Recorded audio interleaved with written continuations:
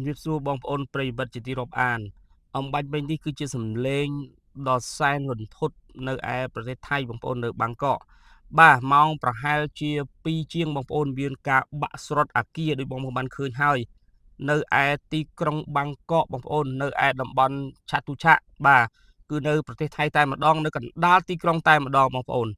ហើយមានការរន្ធត់ណាស់បងប្អូនមានការរន្ធត់មែនទែនគឺបើតាមការវាស់របស់គេហៅថា Geography United States បងប្អូន United States Geography Survey បានន័យថា USGS បើតាមការវាស់របស់សហរដ្ឋអាមេរិកនោះគឺ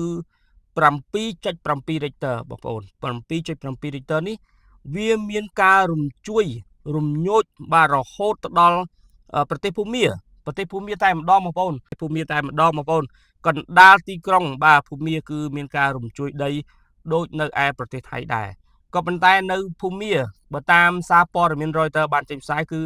7.7 នេះមានជំរឿរំញ័ររហូតដល់10គីឡូទៅខាងក្រោមបងប្អូនហើយវាគិតពីការរំញ័រជុំវិញផ្ទៃ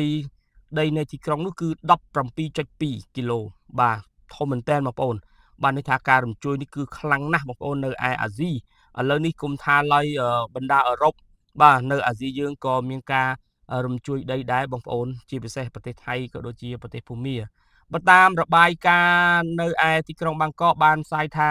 មនុស្ស43នាក់បានជាប់នៅក្នុងអគារនេះតែម្ដងបងប្អូនអគារនៅឯប្រទេសថៃមានចំនួន43នាក់ដែលបានជាប់នៅក្នុងអគារ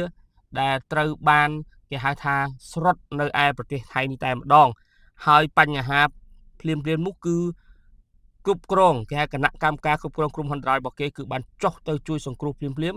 កំពុងតែកាយរមនុស្សដែលបានកប់នៅក្នុងអគារដែលមានកម្ពស់ខ្ពស់បងប្អូនបាទគឺ43នាក់បើតាមរបាយការណ៍បាទនេះគឺជារូបភាពនៅឯគេហៅថាប្រទេសកម្ពុជាបងប្អូនអគារ AVA បាទគឺប្រជាពលរដ្ឋមានការបារម្ភក៏ប៉ុន្តែមិនអីទេបងប្អូនណាបាទមិនអីទេកម្ពុជាយើងសុខសប្បាយបាទយើងមានការសោកស្ដាយបងប្អូនចំពោះប្រជាជននៅឯប្រទេសថៃបាទទីក្រុងបាងកក